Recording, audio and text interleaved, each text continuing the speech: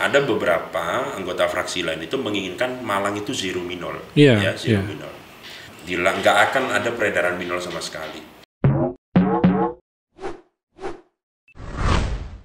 Selamat sore, Mas Harfat Kurniawan. Sore, Mas Hamzah. Mas Harfat ini salah satu dari berapa? Ada sekitar 5 atau 8 caleg dari kalangan milenial, anak muda.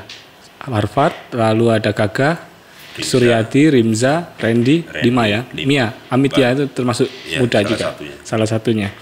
Sekarang di Komisi A. Komisi A itu bagian Hukum Pemerintahan. Hukum Pemerintahan. Wah, Hukum Pemerintahan berarti ngurusi perda ya, peraturan daerah, peraturan daerah. Karena di badan kan Wakil Ketua Badan Pembentukan Peraturan Daerah. Wakil Ketua Bapemperda. Badan Pembentukan Peraturan Daerah. Kemarin tuh lagi lama itu perda soal minuman beralkohol nih Mas Harfat. Nah, gimana itu konsepnya? Apa yang itu perda revisi ya kalau nggak salah? Atau perda baru? Revisi. Perda revisi. Nah, kenapa kok harus direvisi dan apa materi yang harus direvisi dari perda itu? Jadi ini Mas Hamzah. Pertama, waktu itu kan lahirnya perda revisi itu kan karena sempat di Kota Malang ada yang kasus di daerah Kecamatan Lowaru yang anak-anak muda itu meninggal gara-gara miras ya. Oplosan. Gara-gara oplosan. Kemudian Pak Wali Kota itu kan membuat statement moratorium terkait izin minuman beralkohol. Kok ndalala di Propemperda Kota Malang, Propemperda program pembentukan peraturan daerah yang kita daftarkan di provinsi itu ada salah satunya yaitu terkait perda pengendalian minuman beralkohol. Sehingga ada momen itu sekalian kita garap. Oke. Tapi apa yang fundamental yang diubah? Jadi perda minuman beralkohol itu terakhir tahun 2013. Tahun 2013 ada beberapa hal yang fundamental, salah satunya payung hukum yang di atasnya ya, yang sudah banyak berubah. Mohon maaf, tahun 2006, di mana peraturan presiden keluar di tahun 2013. Sedangkan perda pengendalian minuman beralkohol di Kota Malang itu tahun 2006 yang terakhir, sehingga itu harus dirubah. Nah, ada beberapa hal yang dirubah terkait menyamakan aturan dengan aturan pemerintah pusat. Salah satunya izin tempat penjualan minuman beralkohol. Kalau di Perpres yang dikeluarkan tahun 2013 yang kemudian direvisi kemarin tahun 2018 kalau tidak salah itu, kalau 2018 yang hanya berubah terkait impornya ya. Impor minuman beralkoholnya. Tapi kalau yang dasarnya terkait penjualannya masih sama. Itu aja yang kita rubah. Karena kalau dalam pasal itu menyebutnya tempat penjualan minuman beralkohol itu mulai di hotel, kemudian di bar dan resto. Resto. Bar itu termasuk tempat-tempat hiburan malam itu? Ini jadi gini. Perlu diketahui masyarakat, jadi izin minuman beralkohol yang di perda pengendalian minuman beralkohol itu, ini dari pusat ada pasal yang mengatur izin tempat penjualan minuman beralkohol itu hanya di hotel, bar, dan restoran. 3 itu ya? 3. Tapi kemudian di ayat selanjutnya itu adalah izin tempat-tempat tertentu lainnya yang diatur oleh bupati, wali kota, dan gubernur, termasuk gubernur yang daerah istimewa seperti Jakarta. Kalau di Jakarta itu jelas di Perpres itu langsung ngomongnya dilarang berdekatan dengan tempat ibadah, sekolahan, seperti itulah. Tapi nanti kontrolnya di mana di Malang kalau memang itu harus diatur di peraturan wali kota misalnya tempat-tempat yang di luar 3 tadi itu? Ya, makanya kan di perda yang kita buat itu pasalnya hampir sama dengan Perpres tersebut. Penentunya nanti itu adalah wali kota. Perda pengendalian minuman beralkohol ini sekaligus saya mengingatkan Pak Wali. Jadi gini, berdasarkan survei maupun kajian yang ada, banyak perda-perda yang dilahirkan oleh legislatif di daerah, baik tingkat provinsi sampai tingkat kabupaten kota itu biasanya tidak dibuatkan perwal ataupun peraturan gubernur. Nah, cara menyiasatinya waktu itu kami yang di Bapemperda dan saya sendiri di waktu itu anggota Pansus Perda Minol tersebut. Di pasal terakhir itu saya tuliskan semenjak perda ini ditetapkan, maka wali kota wajib membuat perwal maksimal paling lambat itu 6 bulan. Nah, perda ini waktu itu didop dan sudah disahkan sekitar bulan Desember. Ya, Desember tahun lalu ya. Betul, tahun 2020 akhir. Otomatis hari ini bulan 6 ini, bulan Juni ini terakhir. Nah, tinggal kita lihat karena setelah saya melihat JDIH Pemkot Malang itu belum ada perwalnya perda itu. Nah, ini ada kekosongan hukum. Kekosongan hukum. Impactnya apa kalau itu nanti? Ya jadi gini, satu, kita ngomong pengendalian terkait minuman beralkohol. Oke, Pak Sutiaji kemarin sempat moratorium seperti itu.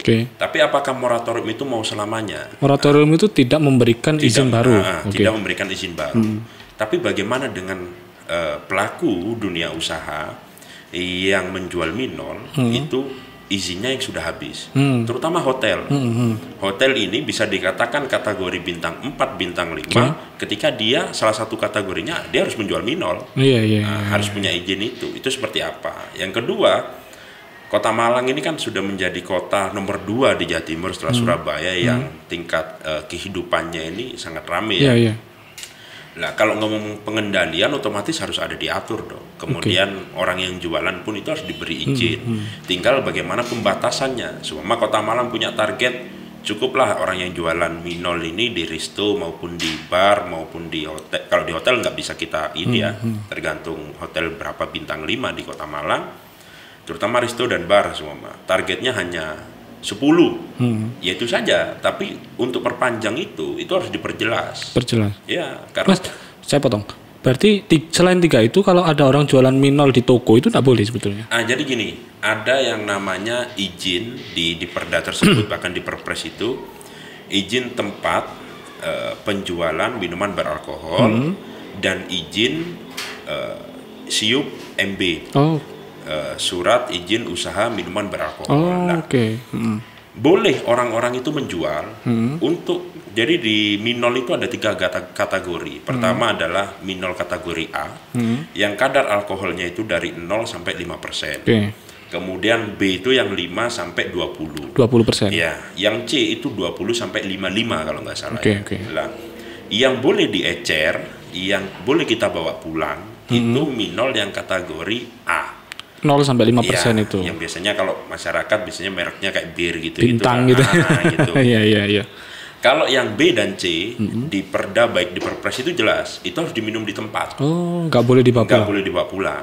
Harus minum di tempat. Makanya kenapa kok penyebutannya ada hotel, bar dan resto tadi itu. Tapi kalau itu memang dibawa pulang nggak boleh ya? Misalkan beli di toko lalu itu dibawa pulang. Kalau sesuai perdanya nggak boleh. Tapi kan gini. Di perda tersebut ada satu kalimat yaitu tempat-tempat tertentu yang ditentukan oleh gubernur, bupati atau wali kota. Nah, hari ini nanti itu akan diatur di perwal.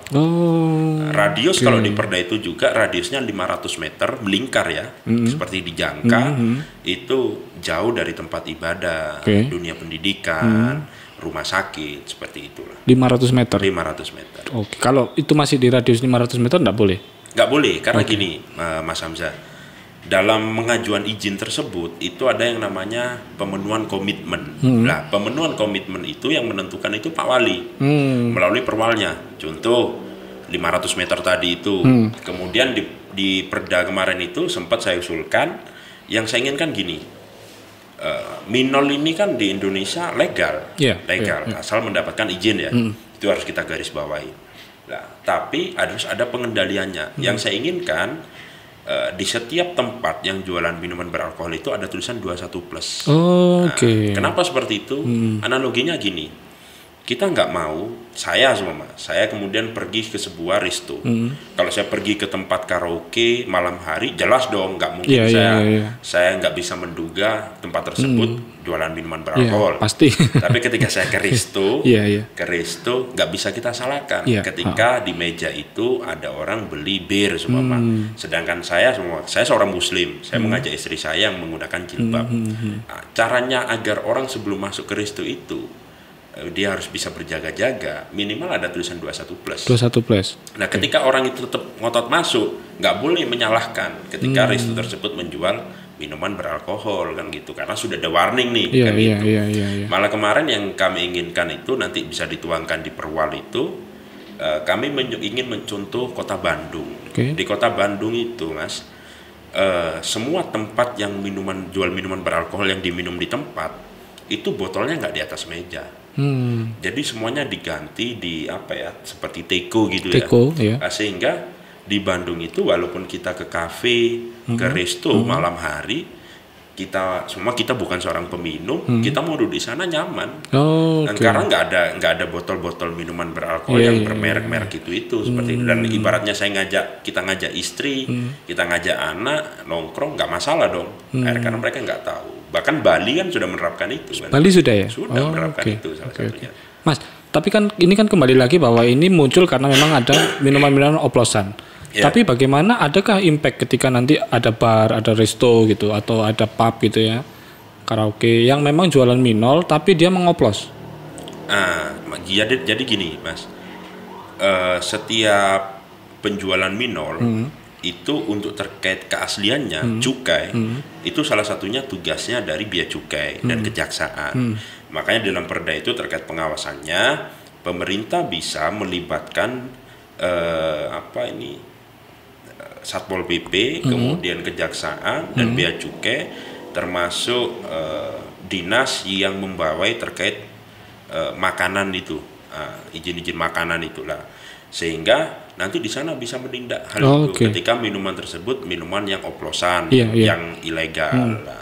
Bahkan di dalam Perpres dan Perda itu juga diatur terkait ketika masyarakat bisa memproduksi minuman lokal. Kalau di Tuban terkenal arak kan gitu. Nah, itu harus mendapatkan sertifikasi dari BPOM, dari ini baru kemudian bisa dijual bebas. Tapi kan ada juga ini kan, mengantisipasi budaya juga kan, budaya masyarakat kan masih ada. Kalau ada misalkan manten atau apa gitu, ada kan minuman-minuman itu juga diantisipasi di Perda. Jadi gini, Mas, tanpa kita tuangkan di Perda, minuman beralkohol yang kategori A 0-5 ya. 0-5 itu boleh loh dibawa pulang ya.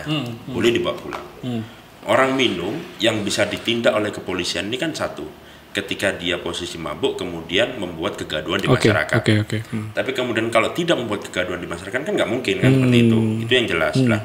Termasuk terkait kebudayaan, contoh saudara-saudara kita dari Konghucu biasanya ketika ada upacara keagamaan itu kan menggunakan arak beras atau apa. Itu kita atur. Selama itu untuk kegiatan keagamaan, kegiatan adat sesuai adat dan agama masing-masing, silakan. Yang penting tidak melanggar peraturan perundang-undangan lainnya, itu saja. Tapi miras oplosan dilarang ya di Perda itu?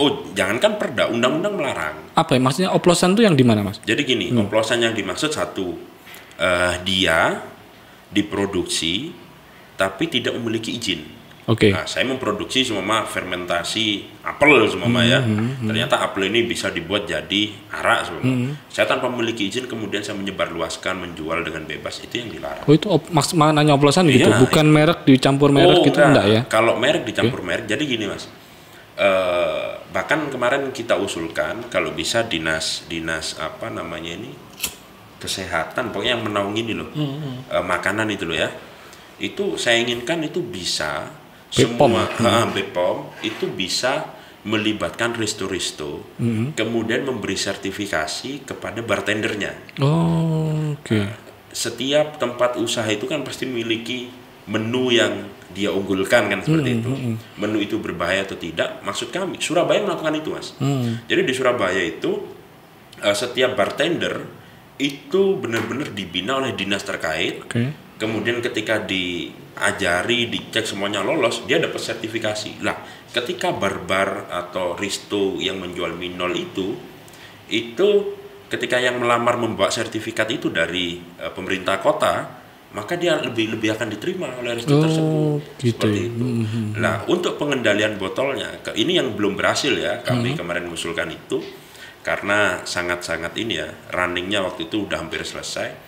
Jadi lagi Mas, yang kita inginkan itu, kita bukan mencontoh, tapi hasil studi-studi di kota-kota lain, ada hal yang baik lagi. Di Surabaya itu minuman beralkohol yang dijual baik di bar, resto, hotel itu selalu disertakan hologram dari pemerintah daerah. Oh, apa maknanya? Untuk fungsinya untuk pengendaliannya gini. Semua saya membuka sebuah bar.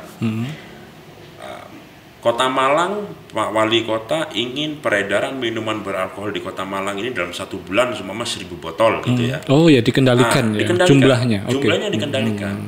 Nah, ketika bar saya itu dikasih jatah seumpama untuk menjual minuman beralkohol 1 bulan itu 10. Ketika yang hologram itu habis, kemudian saya menjual atau mendisplay itu tidak ada hologram dari pemerintah kota, maka dianggap saya keluar dari pengendalian minuman beralkohol. Sanksi. Sanksi administratif, salah satunya denda kan seperti itu. Ini termasuk juga pajak juga kan Minol itu? Iya, salah satunya itu. Selama ini kalau nggak dikendalikan bocor nggak pajak daerah terkait Minol ini? Jadi gini, kalau pajak daerah terkait Minol untuk cukainya kan bagi hasil kan gitu dari provinsi seperti itu. Kalau memang benar bahwasanya signifikan pajak minuman beralkohol untuk PAD pemerintah daerah ini tidak besar Mas. Tidak besar ya. Minolnya lo ya. Tapi saya pernah ingatkan gini ke Pemkot, tidak mungkin sebuah tempat hiburan hanya menjual es jeruk, kan gitu. Iya. Tidak mungkin tempat hiburan itu membayar pajak kalau nggak ada penghasilan. Iya. Nah, sehingga ada efek domino dari jual Minol ini ke tempat hiburan tersebut. Itu salah satunya. Tapi kalau untuk Minol itu sendiri nggak signifikan. Nggak signifikan. Ya, retribusinya hanya berapa? Hanya sekitar 100 berapa juta.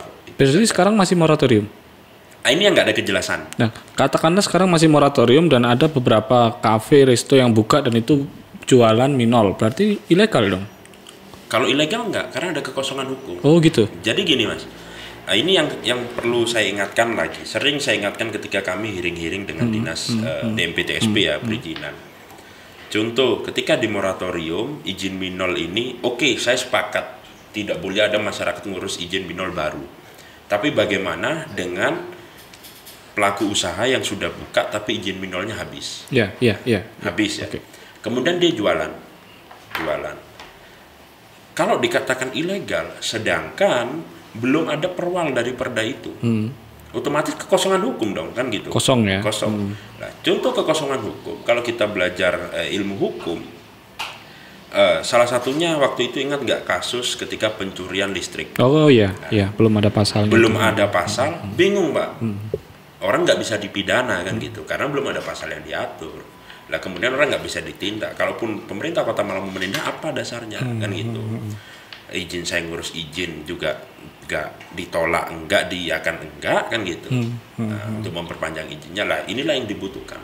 Sudah tanya Mas, kenapa kok harus di moratorium? Dulu gini kabarnya kan pemerintah kota baik di RPJMD, baik di statement wali kota sering mengatakan bahwa Malang ini kota wisata, tapi wisatanya mau wisata syariah. Jangan-jangan dengan munculnya perda Minol ini, Minol mau dilarang. Tapi kan itu juga logikanya juga nggak masuk juga kan, kota wisata tapi melarang Minol itu pun tidak ada rumusnya di daerah-daerah lain gitu. Jadi tapi apa memang begitu? Jadi gini Mas, ini perlu kadang saya sempat ditegur beberapa tokoh masyarakat seolah-olah saya ini mendukung peredaran Minol. Iya. Saya ngomong, bukan saya mendukung, ini undang-undang. Iya. Jadi gini, Surabaya pernah. Jadi sempat di DPR pun ketika pansus itu berdebat alot kita. Ada beberapa anggota fraksi lain itu menginginkan Malang itu zero Minol. Zero Minol. Pertanyaan saya, akhirnya saya ajak waktu itu ke kota Surabaya. Karena saya pernah membaca sebuah artikel sekitar waktu itu Bu Risma masih menjadi wali kota. Wali Kota Surabaya dan Ketua DPR Surabaya itu sudah sepakat Surabaya zero minol. Zero minol. Nggak akan ada peredaran minol sama sekali. Perda itu dibuat, Mas. Ditolak sama gubernur. Karena apa? Jelas. Kalau kita berbicara hierarki perundang-undangan, perda ini nggak boleh, Pak, bertentangan dengan aturan di atasnya. Di atasnya. Nah, sehingga saya ngomong kalau memang mau Kota Malang ini zero minol, ini bukan dari perdanya, tapi dari undang-undang di atasnya, kan gitu. Sedangkan ini dari tahun dulu, Pak, mulai dari presiden zaman siapa sudah ada minol ini, kan gitu. Sehingga kita nggak mau lah, tinggal lebih elok kita ngomong pengendalian. Nah, pengendalian pun sekarang pertanyaannya gini, Mas Hamzah, saya semua mau anggaplah saya ini pelaku usaha minuman beralkohol. Di kota saya nggak ada aturan hukum yang jelas, ada kekosongan hukum. Saya boleh dong mengacu perda provinsi, mengacu perpres, bisa ya? Sangat boleh kan? Sangat bisa ya? Kan gitu. Lah logikanya gini, contoh sederhananya, hukum pidana, hukum perdata itu perda nggak punya, Pak, kan gitu. Kita otomatis masyarakat Indonesia menganutnya kan undang-undang yang lebih di atasnya, kan gitu. Itu. Oke. Masuk. Jadi kalau memang sekarang moratorium, bisa jadi kan muncul orang-orang jual minol. Iya. Jadi gini, termasuk contoh yang nggak dipertegas lagi, Mas. Kenapa saya harus mendorong perwal ini lahir? Contoh pasal penjualan minuman beralkohol di tempat tertentu yang diatur di dalam peraturan wali kota nantinya, bupati maupun gubernur, itu kan berarti yang di luar bar, resto, dan hotel. Nah, tempat hiburan malam nggak masuk loh. Nggak masuk. Karaoke. Nggak masuk sama sekali. Nggak masuk. Lah, otomatis yang jadi pertanyaan saya itu adalah legal nggak nih mereka? Iya. Nah, kalau kemudian pasal perwalnya ini dibuat, kan jelas nih, yang boleh di sini, yang nggak boleh di sini, yang tempat tertentu yang boleh ini. Karena apa? Pemerintah pusat itu memberi kewenangan kepada daerah. Nah, kalau kewenangan itu nggak dimanfaatkan, pertanyaannya nggak salah loh mereka jualan. Oke, Mas, gitu. Gini, saya potong ya.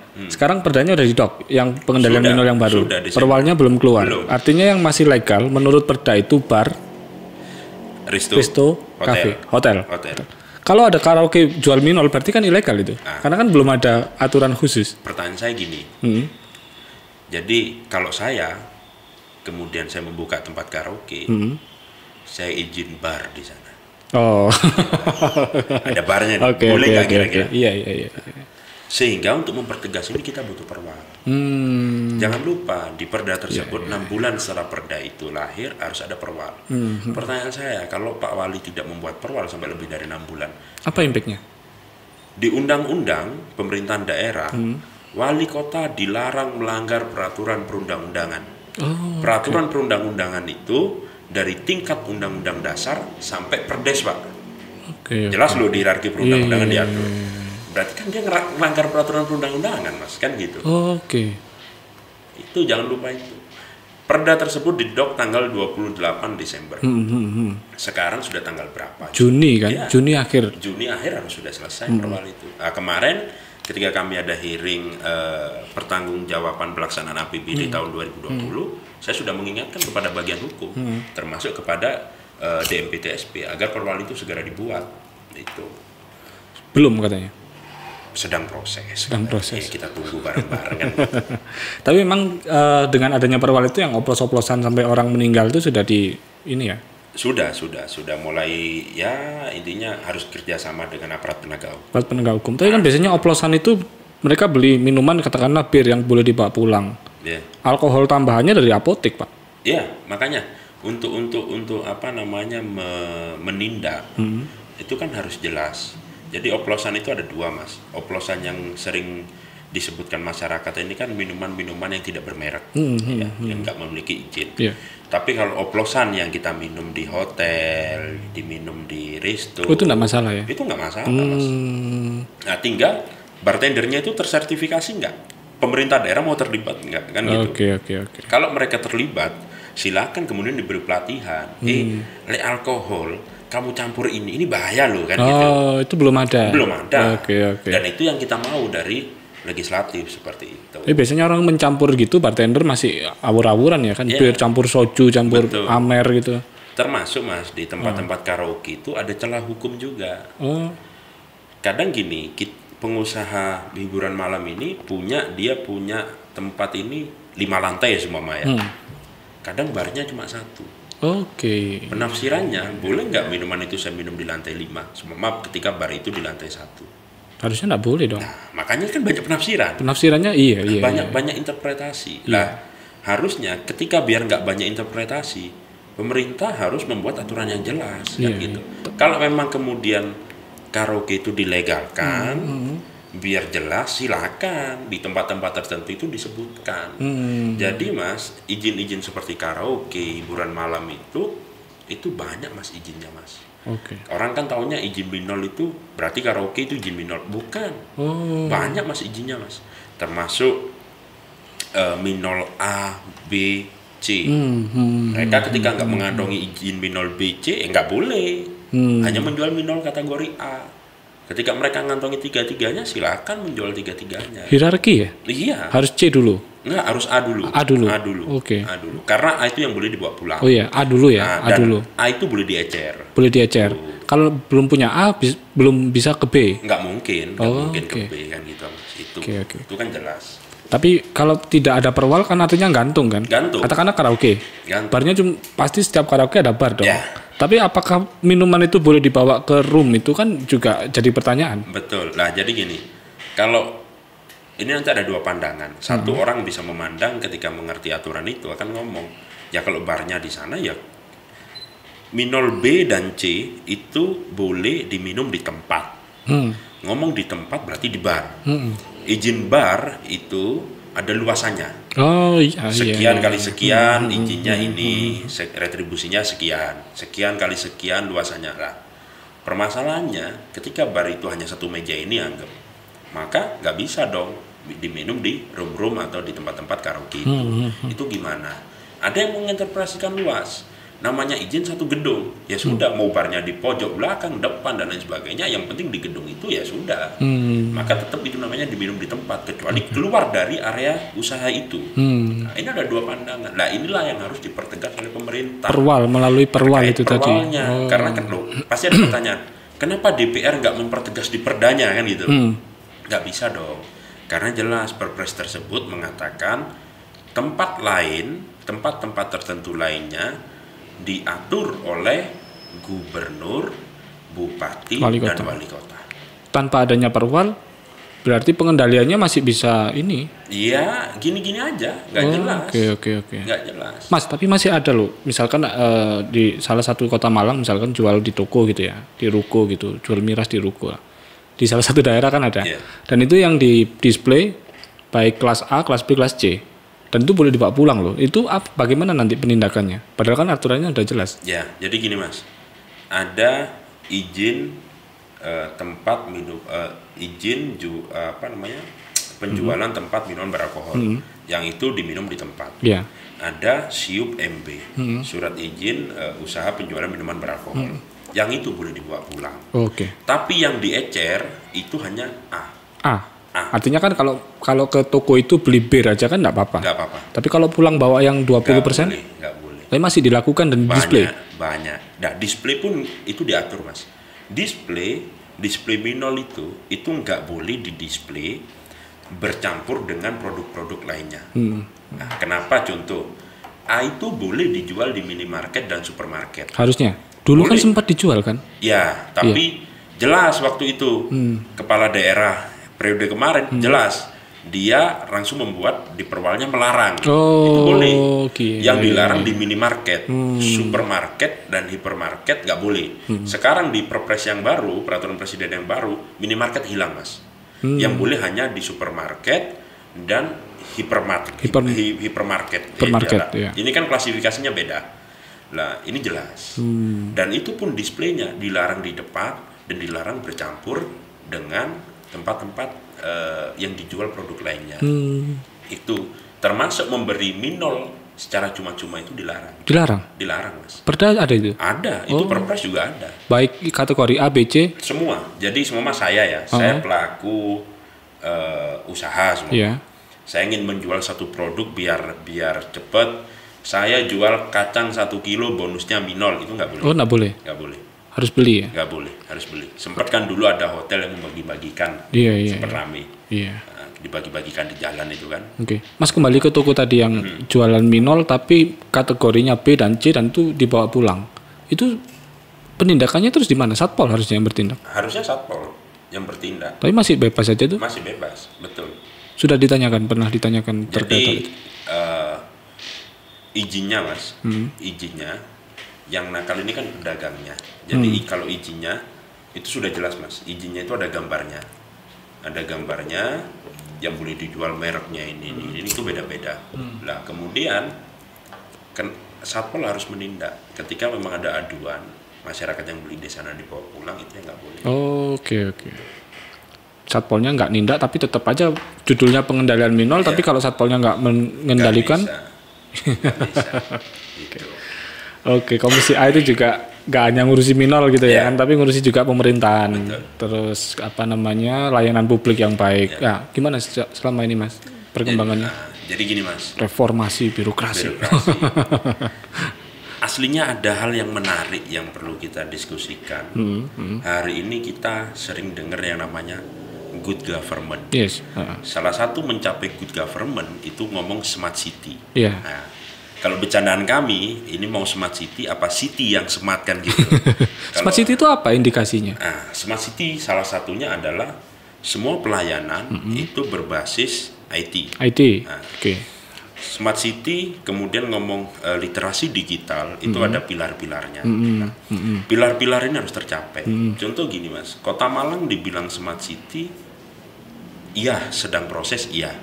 Tapi kalau kemudian sudah dibilang smart city belum ya. Karena gini, beberapa daerah yang menurut saya itu bagus, itu kepala dinas kominfonya itu masuk sebagai tim GAR atau TAPD dari pemerintah daerah. Kota Malang belum. Yang kedua, kemarin kami menanyakan kepada dinas-dinas, kami menginginkan dinas-dinas ini yang menganggarkan kebutuhan untuk mendukung smart city itu kalau bisa anggarannya biar di dinas kominfo.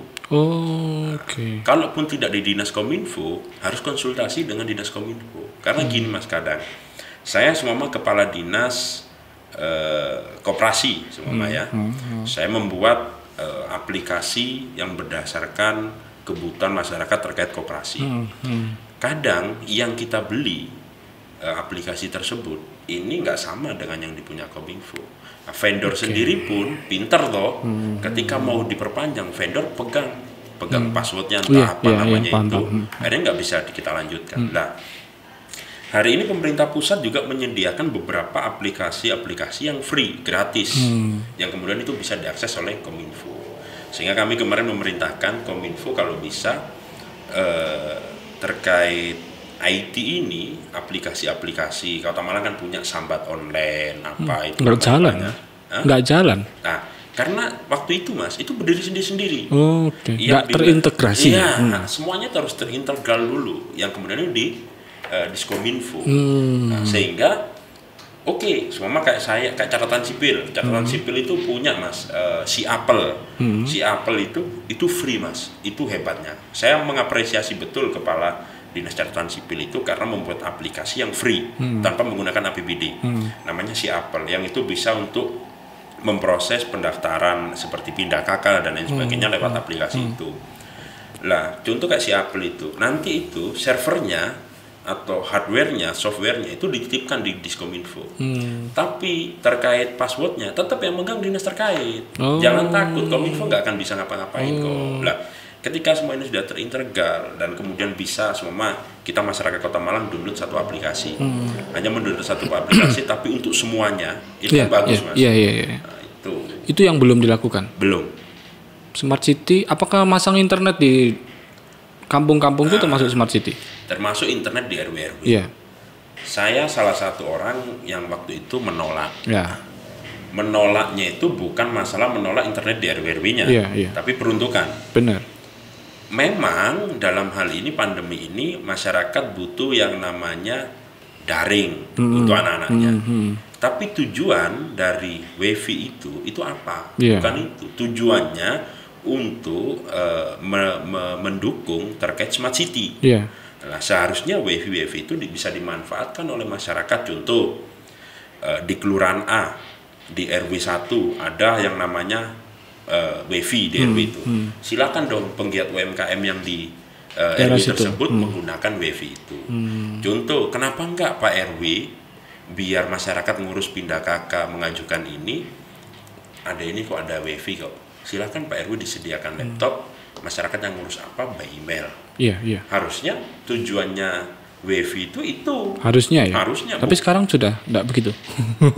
Bukan enggak gitu, karena waktu itu saya sangat menolak keras karena dari awal sudah gaungnya itu untuk membantu anak-anak sekolah daring itu ya. Padahal bukan itu tujuannya. Kalau hanya daring, kenapa nggak disubsidi dengan kartu untuk HP itu, pulsa itu ya, itu lebih konkret ya. Itu konkret. Tapi itu sudah satu langkah menurut saya, sudah satu langkah menuju smart city enggak? Iya. Dengan masang WiFi itu. Betul. Daerah-daerah lain tidak ada yang seperti itu. Oke, baru Malang ya. Baru Malang. Tapi peruntukannya yang belum. Kan gitu. Peruntukan untuk menunjang smart city-nya yang belum. Tapi kan sekarang masih ngurus KK, ngurus KTP, misalkan pindah ke Dispenduk Capil. Itu birokrasinya masih panjang, harus ke RT, kelurahan, dan itu pun masih manual by kertas gitu, by paper gitu. Ya. Nah, ke depan itu sudah ada nggak rencana dari yang dipaparkan oleh pemerintah by aplikasi lah. Jadi tanpa harus ketemu RT kan, tanda tangan juga sudah bisa online dan sebagainya. Lah, itulah salah satunya WiFi RW itu, Mas. WiFi RW itu harusnya bisa dimanfaatkan untuk itu. Iya. Sekarang kalau kita lihat pertama WiFi RW, kalau kita jalan di kampung-kampung, di rumah-rumah warga, pasti anak-anak kecil nongkrong, dia nonton YouTube, dia main game selesai. Nah, coba bayangkan ketika setiap RW dianggarkan laptop 1 untuk Pak RW, yang itu menjadi aset Pemkot, aset kelurahan. Kemudian masyarakat yang meminta surat itu semua berbasis IT tanpa tetap dari RT RW tetap. Jangan sampai enggak. Benar, karena itu untuk cross check keberadaan masyarakat orang-orang tersebut. Tapi kemudian datanya itu langsung by email ke pemerintah. Terus setiap orang juga udah punya gawe kan. Betul. Hari ini Dinas Catatan Sipil ada yang namanya jemput bola, namanya programnya itu saya pernah dengar. Andok Petis, tapi hanya sampai tingkat kelurahan. Lah coba nanti RT RW ini kemudian bisa ngirim data, semua saya mau pindah KK, data ini sudah di email ke kelurahan. Kemudian kita tinggal langsung ke kelurahan, selesai. Dan yang terakhir, Mas, kalau terkait ngomong pelayanan kependudukan, kita akan punya NIK. Nah, sekarang kita tanyalah ke diri kita sendiri-sendiri. EKTP kan, bahasanya kan EKTP. Ada nggak yang kita hafal nih kita? Nggak ada. Ngomong EKTP harusnya saya hanya menyebutkan NIK. Itu nggak perlu, Mas. Saya ngisi nama saya, Harvard, tanggal lahir. Saya hanya menyebutkan NIK, data keluar semua. Itu EKTP. Nah, harusnya pemerintah daerah sudah mengaplikasikan itu. Betul. Satu NIK untuk berbagai layanan. Semua. Nah, termasuk mau ngurus BPJS, apapun. Kita ke kelurahan hanya menyebutkan NIK, keluar. Nggak perlu kita ngisi nama ibu, tanggal lahir. Nggak perlu. Jangan-jangan SDM-nya belum siap, Mas. Kelurahan pun. Kalau itu pertama SDM yang harus diperbaiki, dan kemudian infrastrukturnya. Itu harus diperbaiki, betul, harus disiapkan. Karena semakin mempermudah orang mengakses pelayanan publik, hal-hal yang hubungannya dengan pelayanan publik, itu juga mengurangi waktu masyarakat, dan kemudian waktu itu lebih digunakan untuk kerja. Ketika untuk kerja, masyarakat sudah bekerja, maka dia juga perekonomian itu berputar. Imbas kok ke PAD. Ketika saya nggak bisa bekerja, jangan harap saya akan membayar PBB. Benar. Saya kemarin ngurus itu jam 7 selesai jam 11. Kan sudah motong waktu 4 jam yang harusnya produktif, nggak jadi apa-apa dong. Betul. Nggak jadi apa-apa dong. Salah satunya itu. Oke. Tapi secara pemerintahan sudah oke ya berjalannya, atau sudah masih gitu-gitu aja? Hari ini kalau dibilang oke, sempurna belum. Belum ya. Tapi kalau dibilang tidak berbuat apa-apa, ya menurut saya harusnya pemerintah Kota Malang ini punya inovasi-inovasi baru. Iya, yang bilang gitu nggak hanya Mas Harfad, tapi beberapa yang lain yang pernah di sini juga bilang gitu. Harus punya inovasi-inovasi baru. Kalau nggak punya inovasi baru, hanya menjalankan amanat dari pemerintah pusat, semua bisa. Iya. Semua bisa. Tanpa kepala daerah pun. Dan ini Mas Hamzah, inovasi baru itu pun harus diimbangi. Menciptakan sesuatu itu gampang, tapi untuk merawat susah. Yeah. Nah, Kota Malang menciptakan WVRW tadi saya sebut lagi WVRW. Oh bagus, gaungnya besar, semuanya apresiasi. Tapi kemudian faedahnya WVRW sampai hari ini apa? Belum ada. Jangan kan WVRW, taman yang sudah diciptakan nggak di. Apa kan? Gitu loh. Saya bangga sama saya menginginkan bangun pasar. Iya, bisa bangun pasar bisa. Tapi kemudian pasar itu jadi rame, itu kan PR selanjutnya. Iya. Nah, itu yang harus kita kerjakan. Jangan-jangan gini Mas, konsepnya pemerintah itu masih ini ada anggaran supaya nggak silpa, wis dikelontorkan aja program, entah itu programnya jadi atau enggak urusan belakang. Nggak ada konsep dari awal. Kalau saya gini, jangankan menghabiskan anggaran, buktinya Silpa Kota Malang kemarin 500 sekian ya. Kan gitu. Iya. Sehingga jangan ngomong habiskan anggaran, jangan ngomong ngentek anggaran belum bisa kan bisa gitu. ya. Apalagi mau buat program. Dan ini kan terbesar gitu. loh Mas, 500.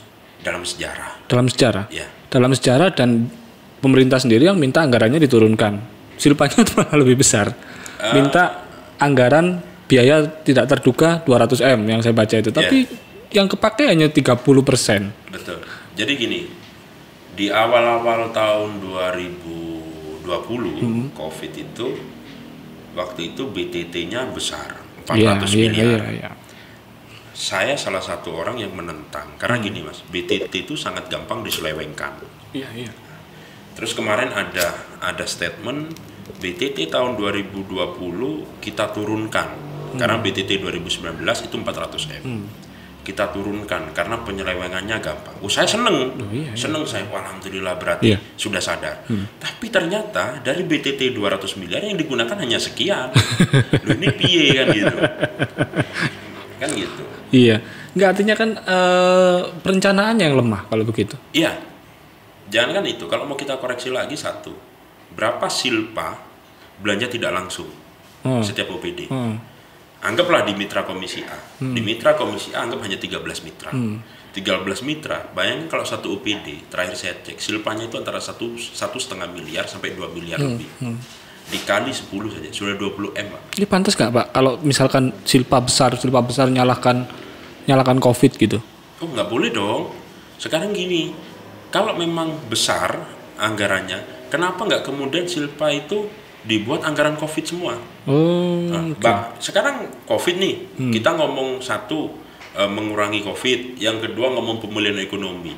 Uang 500 miliar itu bisa kok buat memulihkan ekonomi. Kenapa nggak dibuat itu? Di UMKM ya. Karena jelas APBD ini kan rakyat membayar pajak, kemudian digunakan untuk belanja yang tujuannya untuk rakyat. Kan ini muter. Lah kalau rakyat sudah membayar pajak, taat pajak, PAD Kota Malang naik, tapi pembelanjaannya nggak jelas, nggak sesuai sasaran, nggak sesuai target, artinya nggak kembali ke rakyat dong. Nggak kembali ke rakyat, dan artinya pemerintah nggak bekerja dong. Iya, itu. Jadi jadi di Indonesia ini enak, Mas. Iya. Kalau kita jadi seorang kepala daerah, aslinya itu gampang. Sudah jelas kok rambu-rambunya dari pusat. Makanya setiap penyusunan APBD ada Permendagri yang keluar. Ini loh cara nyusun APBD tahun ini, kan gitu. Gampang, tinggal kita ikuti, tinggal kita buat inovasi-inovasi. Kalau hanya mengikuti dari pemerintah pusat tanpa membuat inovasi, ya siapapun jadi kepala daerah bisa. Kalau COVID masih disalahkan, silpa besar karena COVID, terus ini karena COVID, alasan itu sudah tidak dapat acceptable ya, nggak dapat diterima lagi ya. Atau di daerah-daerah lain kan nggak ada alasan begitu. Logikanya gini Mas Hamzah. Mas Hamzah buka usaha. Buka usaha gara-gara COVID sepi. Kira-kira raca keuangannya Mas Hamzah ini, tabungan Mas Hamzah lebih besar apa lebih habis? Kalau sepi ya lebih ini. Habis kan? Habis kan. Lah ini ngomong COVID tapi kok tabungannya Kota Malang banyak silpanya kan gitu. Oke. Harusnya kan gara-gara COVID kita nggak bisa buat program, sumpama program santunan untuk kan gitu, untuk anak yatim, karena PAD menurun, karena COVID PAD pendapatan daerah menurun, maka kita ada program yang harus kita buang karena APBD nggak bisa cover. Nah kalau silpa banyak, berarti jangan salahkan COVID, kan gitu. Nggak koreksi diri sendiri ya kan, harusnya sama, gitu ya. Iya, sama halnya usaha tadi itu. Daripada 400 M dikembalikan lagi kan harusnya bisa untuk UMKM. Ya, untuk sederhananya gini lah Mas, nggak usah UMKM. BLT atau bantuan sosial yang bentuknya uang kepada masyarakat. Wis, itu tok wis. Anggap kayak kemarin yang masyarakat awal-awal kan dapat ya. Habiskan untuk itu semua. Mereka belanja, Pak. Muter lagi uang itu. Dan itu silpa besar itu diimbangi dengan data BPS, angka kemiskinan naik, gini rasio makin lebar. Betul. Terus daya beli masyarakat kurang, angka stunting besar. Kenapa nggak 400 miliar itu untuk menekan angka kemiskinan biar nggak naik? Kenapa nggak untuk menekan angka stunting biar nggak tambah naik? Atau disimpan untuk proyek besar di tahun depan? Itu kalau itu saya nggak tahu, nggak berani ngomong gitu, saya nggak tahu. Ya ini guyonan aja. Jadi ya kan orang kan akhirnya mikirnya begitu Mas. Disimpan jangan-jangan ini kan untuk ya. Bisa jadi. Harusnya itu kan sudah punya planning, sudah punya perencanaan. Oh, nanti kalau ini rencana ini saya lakukan, di pertengahan jalan ada kendala, silpa saya jadi segini. Itu kan kalau di pertengahan jalan nggak bisa kita prediksi kan gitu, Mas. Iya. Lah kalau sudah bisa diprediksi dari awal, ini bukan silpa. Jangan-jangan memang buat tabungan kan gitu, buat APBD tahun depan. Jangan-jangan tuh uangnya hanya angka, nggak ada di kas. Nggak mungkin ya. Takutnya hanya angka saja silpa itu. Kalau itu nggak mungkin. Jadi apa yang harus diperbaiki Kota Malang di tahun mendatang? Karena gini Mas, kalau kita saya bicara dengan anggota DPR, dengan tokoh masyarakat, koyok nggak ada apa gitu, nggak ada terobosannya begitu. Kalau dibandingkan dengan wali kota yang lalu, misalkan Pak Penny atau Banten kan masih ada terobosan. Tapi saat ini orang mengatakan bahwa banjir dulu masih. Terus nggak ada apa yang dilakukan gitu loh oleh pemerintah. Jadi pemerintah Kota Malang harus memikirkan inovasi baru. Inovasi ya, oke. Itu sederhananya gini, ini kota bukan kabupaten. Kalau kabupaten perbaiki jalan saja itu berdampak kepada ekonomi. Yes. Cuma saya di Dampit semua, jalannya makadam. Kemudian jalan itu dibuat aspal halus oleh pemerintah kabupaten. Otomatis saya bisa jalan ekonomi saya kan gitu. Kota Malang beda. Kota Malang harus buat program-program yang segar, yang inovasi dan itu yang baru. Contoh sederhananya banjir nih, konsen dong ke banjir, perbaiki semuanya, kan gitu. Ngomong Kota Malang ini dunia pendidikan, perbaiki dunia pendidikan kita. PDP gitu. masih kacau. Kalau saya mengenal dulu di Malang ada 3B, bal-balan, ben-benan, balapan. Nggak ada semua. Sekarang kemana? Nggak ada. Kita sudah nggak punya Pak gedung untuk band-bandan. Peran kira-kira kalau ada konser di sana ada band-bandan. Banyak kok BKL yang jualan, akhirnya ekonomi berputar. Kita ngomong dulu, saya waktu kecil sering ikut namanya Piala Suratin. Piala Suratin di mana SSB ini saling kompetisi. Ya otomatis anak-anak kecil itu selesai main bola beli es degan, beli cilok, beli artinya ini. Berdampak ya kan. Hari ini kemana? Balapan kemana? Band-bandan kemana? Bal-balan kemana? Kan mundur gitu. Berarti. Ada kemunduran.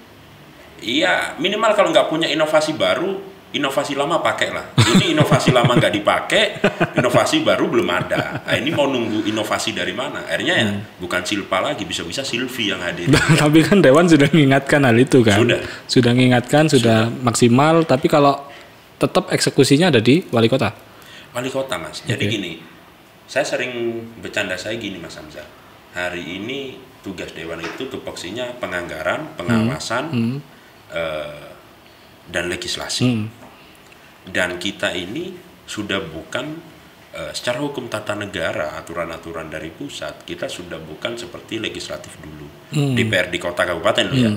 Contoh, DPR sudah nggak memiliki hak untuk menolak LKPJ, hanya memberi masukan. Kan gitu. Lah otomatis hari ini aslinya itu bagaimana DPR dan kepala daerah ini bisa berjalan beriringan. Harusnya, Karena idealnya. Iya, karena apa? Undang-undang pemerintah daerah ngomong DPRD kabupaten kota bagian dari pemerintah daerah. Pemerintahan ya. Iya, bagian dari pemerintahan daerah kan gitu. Otomatis kan ada yang ngomong suami istri harus beriringan. Ibaratnya kalau dewan ngasih masukan ya dengarkan, kalau bagus laksanakan kan gitu. Kondisi sekarang ideal nggak? Nggak ya. Nggak menurut saya. Nggak masukan-masukan DPRD? Sudah, kita sudah ngasih masukan. Tapi nggak digubris? Nggak, ya bukan nggak digubris ya. Lebih nggak dilaksanakan. Seperti itu. Harapannya apa Mas? Untuk harapan Wali saya, Kota harapan saya untuk Pak Wali satu. Yeah.